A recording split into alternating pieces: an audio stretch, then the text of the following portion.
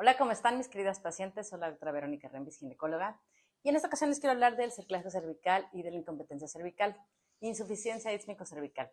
Si alguna vez te has embarazado y has perdido a tus bebés entre la semana 20 y 28 sin causa aparente, pues esa es la causa de una incompetencia cervical. Puede haber muchas razones de un parto pretérmino, pero esta es una de ellas. La diferencia es que, por ejemplo, en estas pacientes no hay ruptura de membranas, no hay contracción, no hay dolor.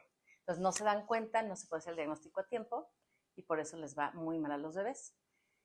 Cuando tú llevas control prenatal adecuadamente, uno de los muchos estudios que te hacemos de rutina es un ultrasonido estructural entre la semana 20 y 24 y en ese estudio medimos cervix con este ultrasonido que es un transductor vaginal y con eso podemos hacer un diagnóstico temprano y oportuno de una incompetencia o insuficiencia cervical.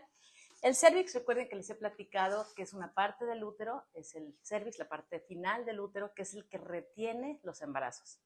El cervix es una parte redondita que tiene dos ligamentos que se llaman ligamentos cardinales, que son los que le dan fuerza y sostén a los embarazos para que no se pierdan, para que podamos continuar nuestras 40 semanas, o como ustedes a veces les llaman mal, 9 meses de embarazo, para que el bebé llegue a término. Recuerden, término de la 37 a la 40 semanas. Con que un embarazo llegue a la semana 37, está perfecto. Lo que tratamos de evitar con estos diagnósticos tempranos es que los bebés se pierdan o nazcan antes de la semana 37. Que bueno, finalmente, si existe un parto prematuro o pretérmino casi pegado a la 37, al bebé le va a ir muy bien. Pero el problema es cuando tenemos un bebito que nace de menos de 30 semanas, que a veces no están desarrollados ni en su función cerebral, ni su función pulmonar, ni su función digestiva. Entonces, ¿qué puede pasar con estos bebés cuando nacen antes? Uno, que mueran, o dos, que tengan que estar en terapia intensiva muchos meses y desafortunadamente algunos con secuelas después, enterocolitis necrotizantes, sepsis, problemas neurológicos tanto recientes como a futuro o problemas respiratorios, tanto agudos como crónicos. Entonces, ¿qué vamos a hacer? Bueno, siempre tu ultrasonido de rutina con tu ginecólogo, pero además tu ultrasonido estructural en donde se determina tu longitud cervical. La longitud es muy importante, un cuello promedio, un cervix sano, normal, de pacientes que van a llegar a término, va de 3 a 4 centímetros. Digamos el grosor de mis 3 dedos, 4. ¿No? A veces ha llegado a medir cervix de 5 centímetros o más. Pero cuellos que miden menos de 2.5 centímetros, más o menos el tamaño de mis 2 dedos, o peor aún, del tamaño de un dedo, esos cuellos no tienen la fuerza suficiente para aguantar un embarazo a término.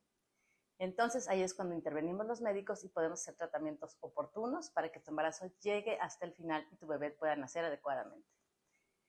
La insuficiencia quiere decir que no es suficiente el cuello para retener ese embarazo y se puede curar o mejorar o evitar de varias formas.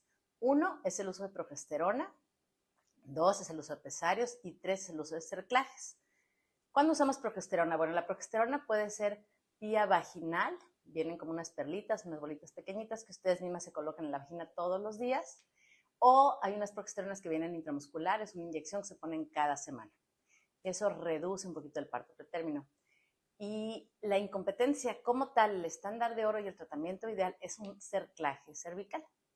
El cerclaje es un tratamiento en donde amarramos el cervix para que quede cerrado y reforzado y podamos llegar a término en ese embarazo. Cerclajes tenemos muchos. Digamos que es así como que lo que se ha usado, se inventó más o menos 1950 por ahí, ya tiene mucho tiempo. Obviamente se han hecho muchas modificaciones, se han ido mejorando pues, la calidad de las suturas, el tipo de cerclajes, se han ido ciertas modificaciones de acuerdo a cuando vamos viendo algunas complicaciones en las pacientes. Hay otra cosa que se llama pesario, que se fueran como unas donitas. La ventaja del pesario es que es muy fácil y rápido. Se coloca en consultorio, se mete el cervix, se detiene y ya está. No requiere ni intervención en quirófano, ni el gasto del anestesiólogo, ni nada. Entonces, bueno, es otra alternativa. Pero lo ideal es el cerclaje cervical. Tipos de cerclaje básicamente están los vaginales, los abdominales y los de emergencia.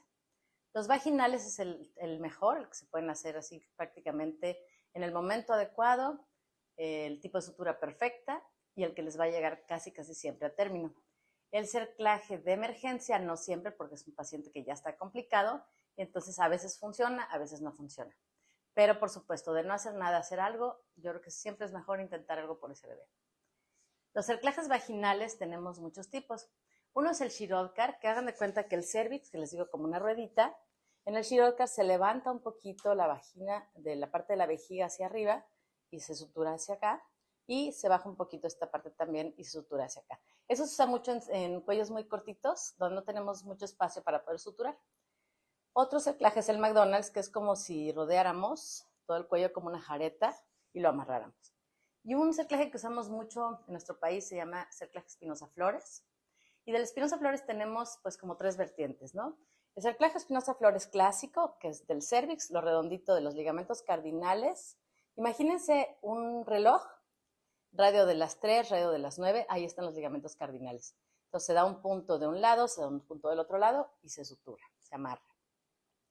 El otro es un Espinosa Flores modificado, donde ponemos 3 puntos, radio de las 3, de las 9, de las 12 y de las 6.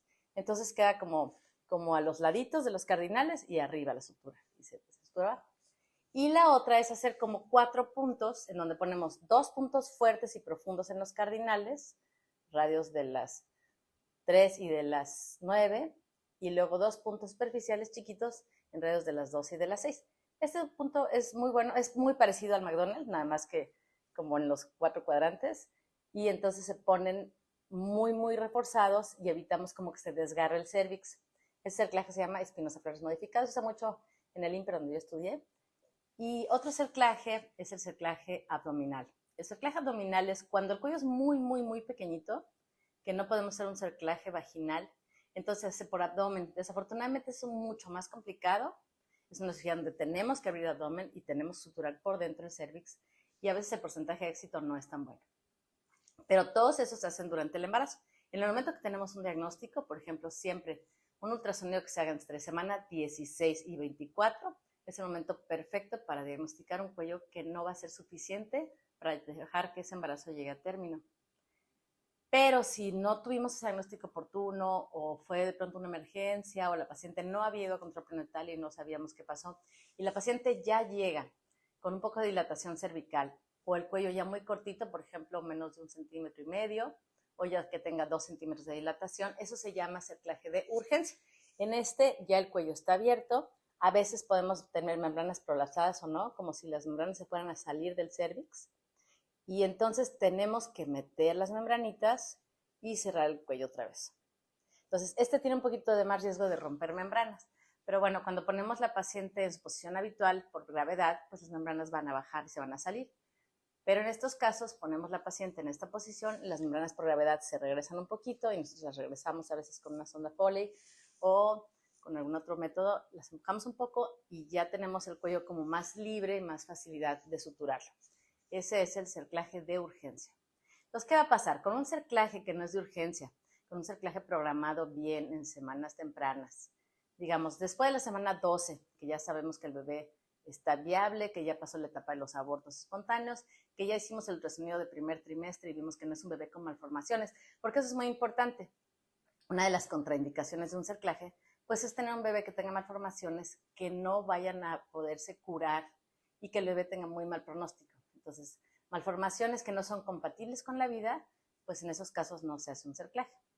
También es muy importante antes de hacer un cerclaje descartar infecciones. Siempre hay que pedir cultivos, tanto vaginales como urinarios, porque en estos cultivos vamos a ver qué tipo de infecciones tienen las pacientes y tratarlas a tiempo.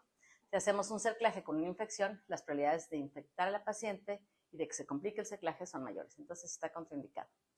Un punto importante de los cerclajes es que se hacen en pacientes que no tienen contracciones, de preferencia que no tienen ruptura de membranas, porque pues no tiene mucho caso, y pacientes que tienen indicaciones como con buen pronóstico, ¿no? Entonces, los cerclajes son muy buena alternativa, se hacen con una cinta que se llama cinta de Mercilén, que es como si fuera una sutura, hagan cuenta como una agujeta más o menos, pero delgadita, así larga, y entonces es muy resistente, es un material muy fuerte, y con eso podemos darle tensión al cervix. Entonces el cerclaje se queda todo el embarazo, y más o menos se los quitamos en semana 36, 38, que pues ya es un embarazo de término.